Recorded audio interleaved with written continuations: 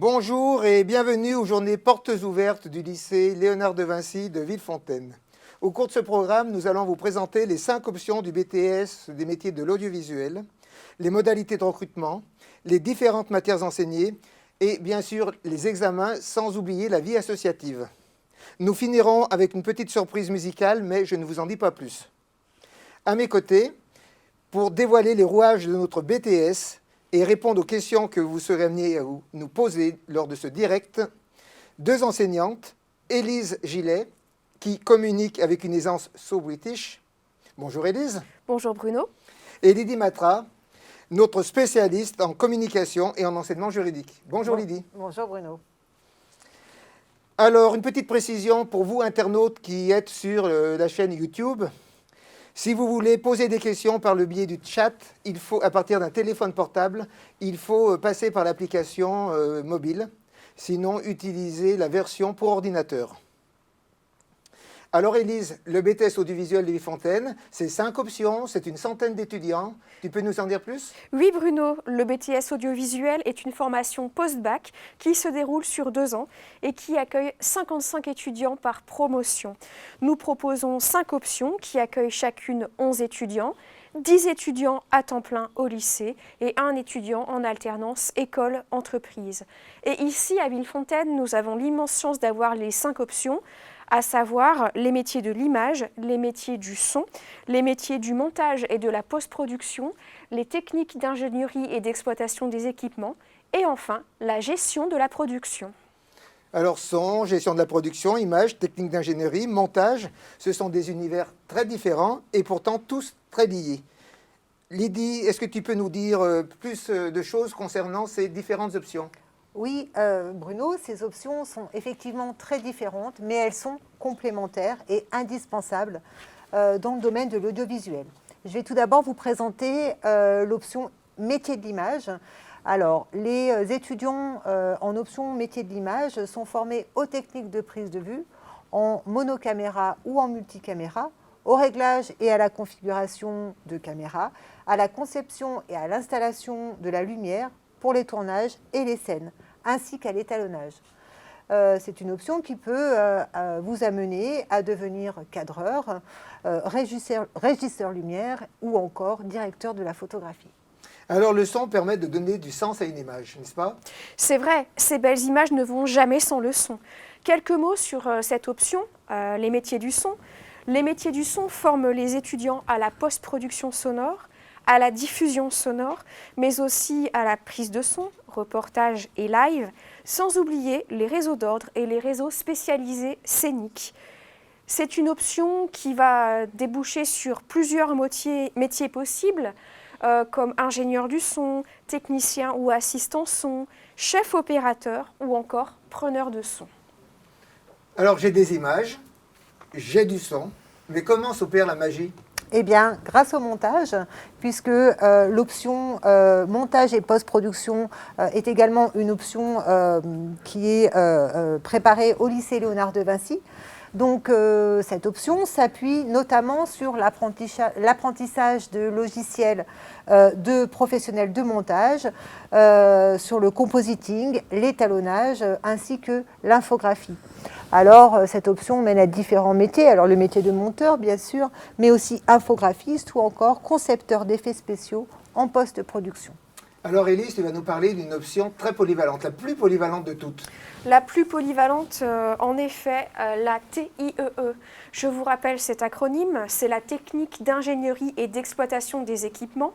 Eh bien, les exploitants, comme nous aimons les appeler à Villefontaine, apprennent l'ingénierie vidéo, se forment à l'installation et au paramétrage des équipements audiovisuels et étudient aussi la gestion des réseaux spécialisés. Cette option forme par exemple au métier d'ingénieur de la vision, au métier de technicien de maintenance ou d'ingénierie, ou encore au métier de technicien d'exploitation vidéo. Alors pour cimenter le tout, la production, c'est un peu le chef d'orchestre, Élise, Lydie. Oui, tout à fait Bruno. Chaque plateau de télévision ou tournage de film nécessite une organisation pointue. Et c'est le travail de l'option gestion de production. Dans cette option, vous verrez chacune des étapes de l'organisation qui vous permettront d'orchestrer les événements audiovisuels et de les suivre sur le terrain. Cette option forme les étudiants au métier de chargé de production, régisseur, script ou encore chef plateau. Donc, comme nous sommes en direct sur YouTube, nous avons un internaute qui veut poser une question et c'est Bastien, notre modérateur, qui va faire l'intermédiaire. Donc, on va écouter la question qui va nous arriver en direct sur le plateau. Oui, bonjour Bruno. Alors c'est Arnaud qui pose une question. Il demande si il n'y a qu'une seule place en apprentissage par option. Donc, je vais répondre à la question d'Arnaud. Cette année, nous avons 2 alternants sur tous nos étudiants de première année. L'année prochaine, donc à la rentrée de septembre, nous allons ouvrir un poste d'alternant par option. Donc, il y aura en effet un étudiant par option en alternance, mais pour l'instant, on n'en aura qu'un par option. Alors, pour vous inscrire pour cette candidature d'alternant, il faut passer bien évidemment par Parcoursup.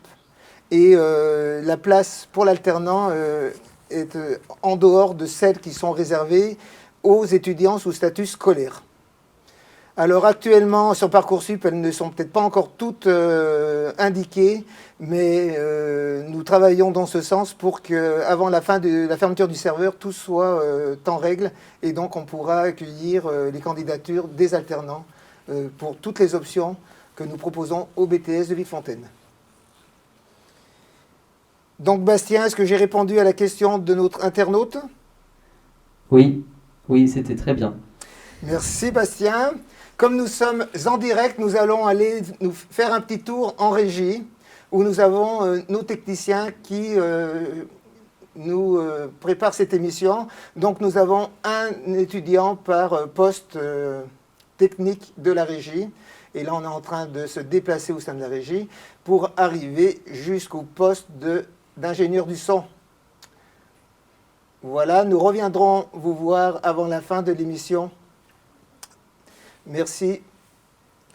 Donc, pour toutes les autres informations, vous pouvez les trouver sur le site internet du lycée Léonard de Vinci via l'ENT, sur lequel vous aurez les livrets d'informations ainsi que tout le détail des différentes formations que nous proposons au BTS audiovisuel. Alors maintenant, concernant les profils d'élèves de terminale, est-ce qu'il faut absolument avoir un bac général ou est-ce qu'on peut postuler au BTS avec un bac technologique ou un bac professionnel? Élise, peux-tu nous renseigner, s'il te plaît? Absolument. Les options images, son et exploitation nécessitent une solide base scientifique. Effectivement, pour intégrer le BTS audiovisuel, il est fortement recommandé d'avoir gardé les spécialités maths et physique. Cela dit, les très bons dossiers qui allient maths et NSI seront scrupuleusement examinés par les recruteurs. Si toutefois vous n'avez pas cette base scientifique requise, vous pouvez intégrer une MANCAV. MANCAV, c'est-à-dire mise à niveau en cinéma audiovisuel, et cela directement après le bac. En France, 3 écoles possibles, une à Sarlat en Dordogne, une à Nancy et une à Corbeil-Essonnes. Et la phase d'inscription pour les MANCAV se déroule en ce moment même sur la plateforme Parcoursup jusqu'au 29 mars 2022. Mais attention, je dois toutefois préciser que ce n'est pas parce que vous avez fait cette année de mise à niveau que vous êtes automatiquement pris en BTS audiovisuel. Ça ne garantit pas une place en BTS audiovisuel. Alors Lydie, à quel public s'adresse cette mise à niveau? Alors, la mise à niveau s'adresse aux élèves de terminale qui n'auraient pas suivi en fait, de spécialité scientifique telles que les mathématiques ou les sciences physiques et qui auraient plutôt suivi des spécialités littéraires comme l'histoire ou la philosophie. Alors effectivement, comme l'a dit Élise, il est nécessaire d'avoir un bagage scientifique pour intégrer donc surtout les options techniques. Hein, c'est moins vrai en fait pour gestion de production. Mais il faut aussi avoir d'autres atouts hein, pour être sélectionné au BTS audiovisuel, notamment avoir un bon dossier scolaire, avoir de préférence un projet professionnel ou un projet de poursuite d'études. Et nous examinons aussi très scrupuleusement la motivation des candidats et puis aussi leur appétence pour le monde de l'audiovisuel et du cinéma. Et voilà, nous, par exemple, nous aimons bien prendre des musiciens pour l'option son, puisqu'il y a déjà des connaissances pratiques. Je précise également que sur les 10 places disponibles par option, certaines sont réservées au bac professionnel et au bac technologique, en plus en fait, des bacs généraux. Alors vous pourrez trouver davantage de précisions sur ce sujet sur le NT du lycée. Alors, si nous creusons un peu plus sur le contenu et sur les enseignements, eh bien, on va se rendre compte que certains enseignements sont communs aux 5 options, alors que d'autres sont beaucoup plus spécifiques à l'une ou l'autre d'entre elles. C'est vrai, il y a des matières communes aux 5 options et d'autres matières plus spécifiques en fonction de l'option choisie. On peut peut-être parler de la CAA, qui est la culture audiovisuelle et artistique, enseignée ici par Bérangère et Fabrice. Dans les cours de CAA, vous allez aborder votre métier avec un bagage culturel solide, riche, varié. Et vous aborderez notamment l'histoire de la photographie, l'histoire du cinéma. Et vous apprendrez également à analyser tout type de support audiovisuel. En plus du tronc commun, des cours de CAA spécifiques à chaque option sont dispensés. Ça dépend de chaque option, en fait. Merci Élise. Comme nous sommes toujours en direct sur YouTube, nous allons répondre à une question d'un internaute par le biais de Bastien. Oui, bonjour Bruno. Encore une fois, une question de Karl qui demande pourquoi faut-il un si gros bagage en physique et en mathématiques ? Donc, nous formons des techniciens supérieurs, donc on forme des personnes qui sont amenées à être cadres dans la vie professionnelle. Et donc, ces personnes doivent avoir un bagage important au niveau des sciences physiques et des sciences en général, et de la technologie des équipements et des supports, de façon à prendre les bonnes décisions au bon moment. Les manipulations de façon empirique ne peuvent pas se faire pour un technicien supérieur.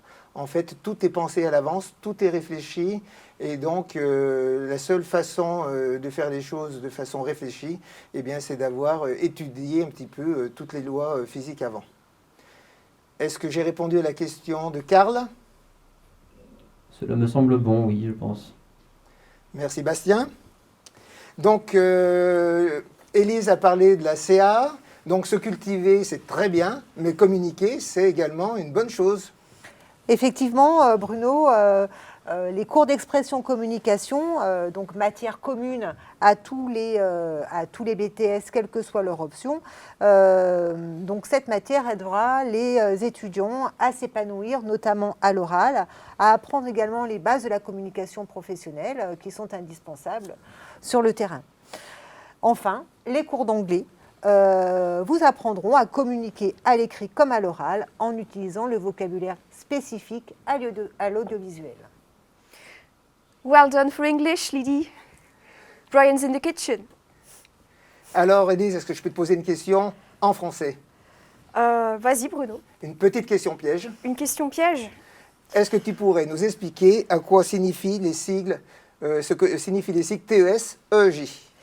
TES, eh bien, TES, technique des équipements et des supports. Ce sont des cours de technologie qui permettent de bien comprendre la théorie derrière les travaux pratiques.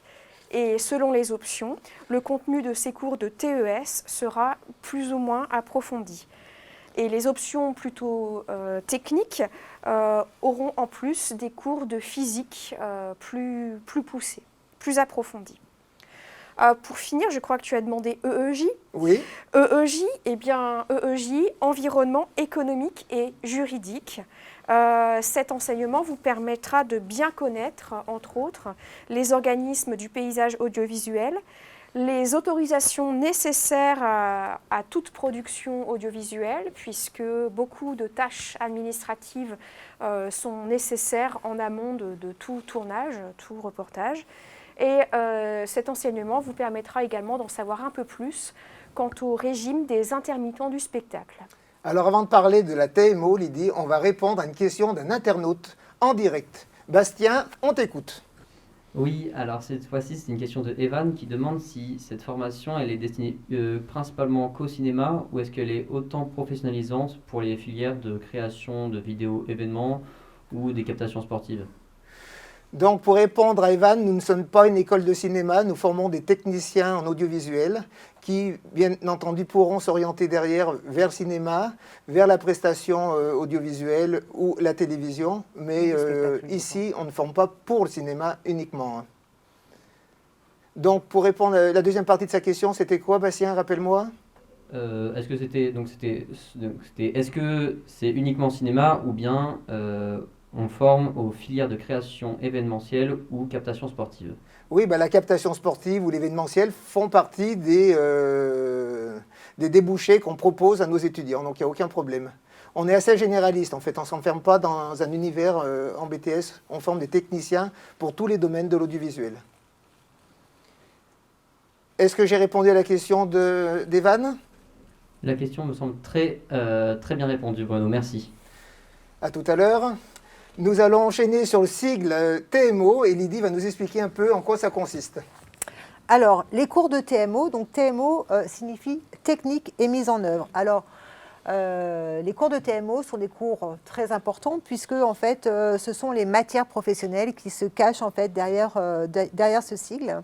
Donc évidemment, ces matières professionnelles sont différentes d'une option à l'autre. Par exemple, en gestion de production, ce seront avant tout des tâches administratives.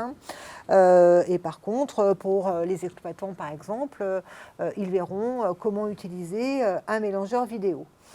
Ces outils, bien sûr, sont indispensables dans l'apprentissage pour pouvoir ensuite vous insérer dans la vie professionnelle. Alors Élise, toutes ces informations, on peut les trouver où? Sur le site de l'ENT du lycée, sur l'ENT du lycée Léonard de Vinci, où vous trouverez un livret explicatif récapitulant chaque horaire pour chaque option. Alors vous nous avez présenté les aspects théoriques et pratiques internes à la formation, mais une expérience sur le terrain est indispensable, semble-t-il. Oui, en BTS, une expérience sur le terrain est indispensable puisqu'il s'agit d'un diplôme professionnalisant. Et donc, les étudiants doivent réaliser deux stages pendant ces 2 années, 2 périodes, une période de 6 semaines en première année et une période de 5 semaines en deuxième année. Bien sûr, les étudiants sont accompagnés par leurs professeurs pour la recherche de stages. Ces stages, je le rappelle, qui sont indispensables en fait pour se forger un avenir professionnel. Donc on parle des stages, mais il y a les fameuses prestats. Oui, c'est vrai, les stages, comme l'a dit Lydie, sont un vrai atout. Les prestats aussi sont un vrai atout parce que vous allez être amené à réaliser des prestations audiovisuelles pour le compte de commanditaires extérieurs, prestations. Donc, dans le cadre de ces prestations, les étudiants vont être amenés à réaliser des travaux pratiques grandeur nature, avec bien sûr toutes les contraintes que cela engendre sur le terrain. Et donc, grâce à ces prestations audiovisuelles, ils vont acquérir une expérience de terrain au cours des 2 années passées au BTS, dès les premiers mois. Dès les premiers mois de la première année, les étudiants peuvent partir en presta. En fait, ils sont là amenés à travailler en autonomie, ils sont pleinement responsables pour réaliser un travail audiovisuel pour un commanditaire extérieur. Alors j'ai été un étudiant très sérieux, assidu, et j'ai obtenu en fin de 2e année mon BTS, métier de l'audiovisuel. Alors Lydie, la question que je me pose, est-ce que tu me conseilles de chercher un emploi de suite ou de poursuivre mes études? Alors, 2 choix sont possibles. Donc, avec les connaissances théoriques et pratiques acquises pendant ces 2 années de BTS, vous serez pleinement employable dès la sortie, dès l'obtention du diplôme. Cependant, nous vous conseillons souvent de réfléchir et de poursuivre en fait vos études. Il existe plusieurs choix. Vous pouvez poursuivre vos études en licence professionnelle. Il existe de nombreuses licences professionnelles accessibles après le BTS audiovisuel. Vous pouvez aussi poursuivre en licence générale et également tenter les concours d'entrée dans les écoles de cinéma telles que la FEMIS ou l'école de cinéma Louis Lumière, pour ne citer qu'elle. Et ensuite, est-ce que je vais plutôt vers le cinéma, vers la télévision, vers le spectacle vivant? Ça rejoint un petit peu la question de notre internaute de tout à l'heure. Eh bien, une fois fraîchement diplômés, de nombreux choix de carrière peuvent s'offrir aux jeunes en fonction de leur parcours. En gestion de la production, par exemple, ils peuvent travailler pour le cinéma, la télévision ou l'événementiel. Oui. Oui. Et ensuite, pour l'option son? Alors, pour les étudiants de l'option métier du son, ils peuvent avoir des opportunités professionnelles sur les tournages de fiction, en radio ou en post-production. Et pour l'image, Lydie? Alors pour l'image, les diplômés de l'option métier de l'image auront accès au métier de cadreur caméraman sur des plateaux de télévision pour des reportages ou sur des fictions, ou au métier de mise en lumière de plateaux de télévision sur des tournages de fiction, mais également dans le domaine du spectacle vivant. Et les exploitants? Lydie? Alors pour les exploitants, alors, ils pourront travailler dans le domaine de la prestation audiovisuelle au sein d'un cas régie, d'une régie de télévision, ainsi qu'au niveau de l'installation et du câblage de matériel technique. Et enfin, on peut peut-être évoquer les monteurs. Les monteurs auront des opportunités d'emploi pour la télévision, dans les sociétés de production ou encore dans les entreprises de post-production. Alors merci, n'hésitez pas à poser vos questions en direct si vous en avez. Nous avons évoqué les différentes matières enseignées durant ces 2 années. Forcément, quand on parle d'enseignement, derrière, il y a les examens. Alors, le BTS audiovisuel, ça se passe comment? En première année, l'examen, en deuxième année ou en première et deuxième année? Alors, concernant les examens, il y a 2 choses. Il y a le contrôle en cours de formation, qui sont en fait des examens qui se déroulent en première et deuxième année, donc pendant la formation, comme son nom l'indique, et puis les épreuves finales. Alors, en ce qui concerne les contrôles en cours de formation, ce que l'on appelle les CCF, donc il y a un CCF de technique et mise en œuvre en première année, et il y a 5 CCF en deuxième année, 2 en anglais, 2 en culture audiovisuelle et artistique, et 1 en TMO. Et à la fin de la deuxième année, une épreuve écrite de 6 heures, j'ai bien dit 6 heures, une épreuve de physique TES pour les options techniques et une épreuve d'EEJ TES pour l'option gestion de la production. Et enfin, on va parler des épreuves orales. Alors, effectivement, à la fin de l'année, à la fin de la deuxième année, 2 épreuves orales majeures. La première épreuve orale, l'EPS, épreuve professionnelle de synthèse, et la deuxième épreuve orale, situation en milieu professionnel. En ce qui concerne l'EPS, donc ce n'est pas du sport, hein, mais presque, il s'agit en fait de présenter un projet réalisé pendant 6 semaines en fin de deuxième année, avec des étudiants d'autres options. Donc ce projet consiste en fait à créer de A à Z un produit audiovisuel, un magazine ou une fiction par exemple, et de le présenter à l'oral à un jury. L'épreuve en situation en milieu professionnel, quant à elle, est une épreuve qui se passe également devant un jury et elle consiste en fait à présenter les différentes missions qui ont été menées durant les 2 stages en entreprise. Donc, ce qui équivaut en fait à présenter une soutenance de stage.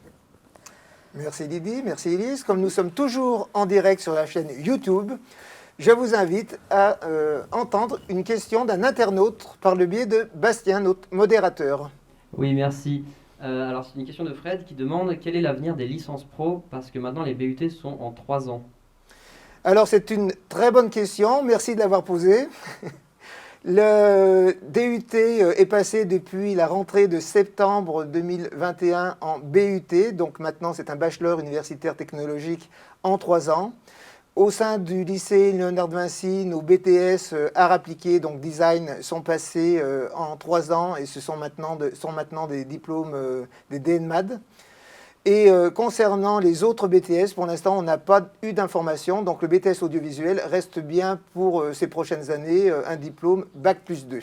Et en fait, il est toujours possible actuellement d'intégrer une licence professionnelle après un BTS, même si en fait parfois la licence professionnelle est inclue dans un BUT. Il est possible en fait encore aujourd'hui de poursuivre en licence professionnelle, qui n'ont pas disparu, qui existent. Voilà. Donc avec le BTS, vous poursuivez en licence professionnelle pour avoir le Bac+3 et le LMD reconnu au niveau européen. Bastien, est-ce qu'on a répondu aux questions de l'internaute? Oui, c'était très bien répondu. Merci beaucoup, Bruno. Voilà, pour l'instant, on n'a pas d'informations sur l'évolution du BTS. Pour l'instant, il va rester en 2 ans.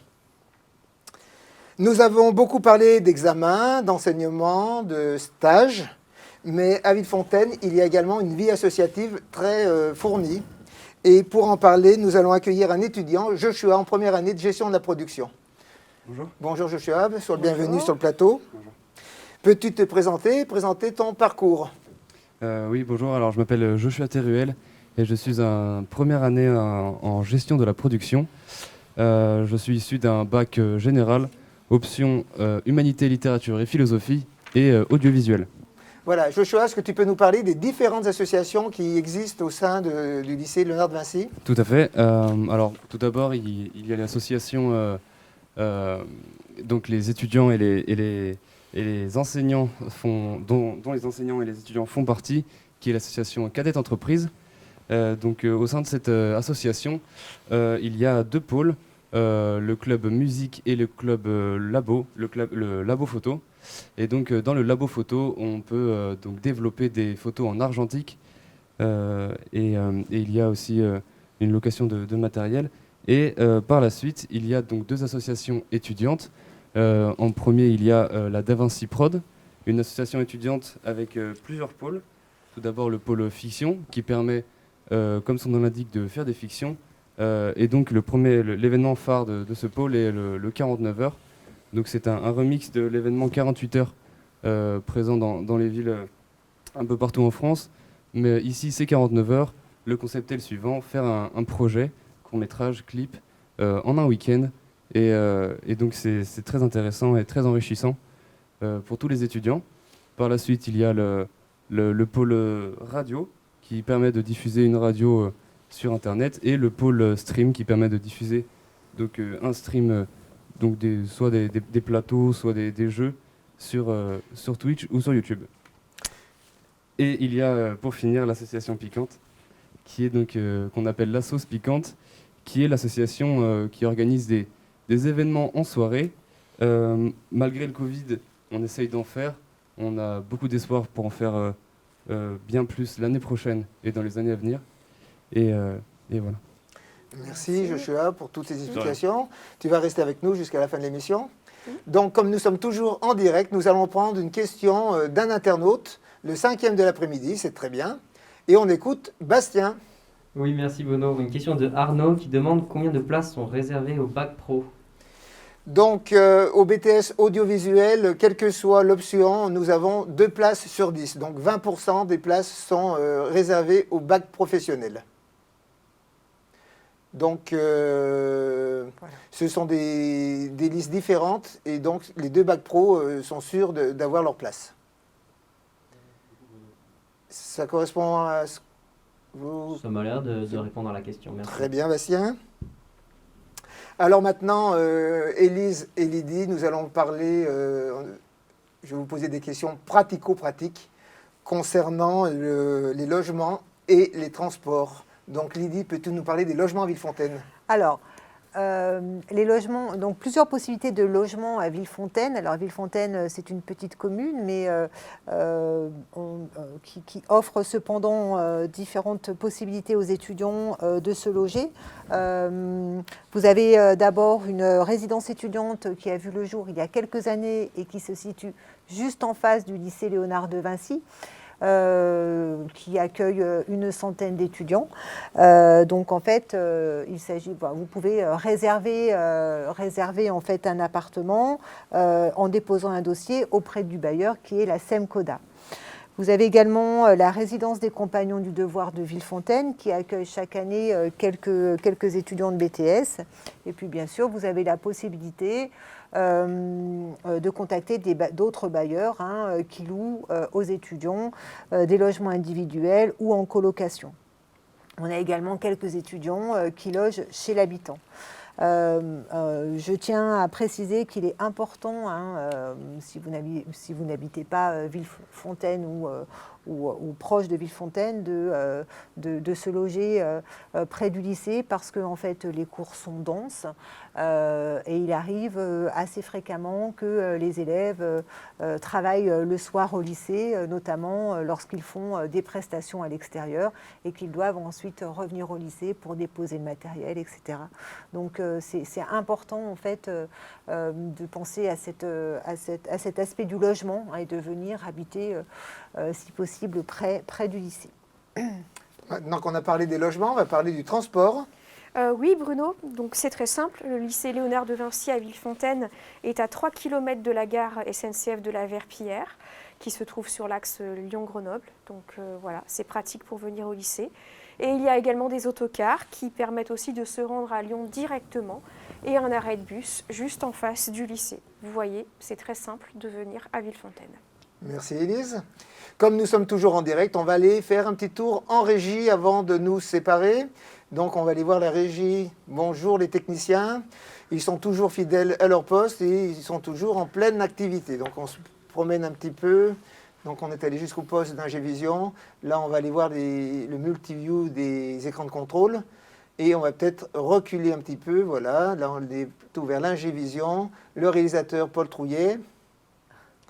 Le multiview. Et peut-être on peut aller voir l'ingénieur du son. Là on a l'opérateur magnéto. Et l'ingé son qui est en train de mixer le son en direct. Merci à vous tous. Merci pour la qualité de la technique. Donc, Élise, Lydie, on vous remercie également de nous avoir si bien éclairés. Avec plaisir. Merci à tous les internautes qui nous ont suivis en direct. Je vous rappelle que vous pouvez regarder ces émissions en différé sur la chaîne du BTS, dont le lien s'affiche en bas de l'écran. De même, je vous rappelle qu'il ne faut pas hésiter à aller sur le site internet du lycée pour consulter le livret ressources. Comme promis, pour finir sur une touche musicale, je vous invite à rester connectés. Des étudiants du BTS vont partager avec vous quelques sons de leur cru, composés spécialement pour nous.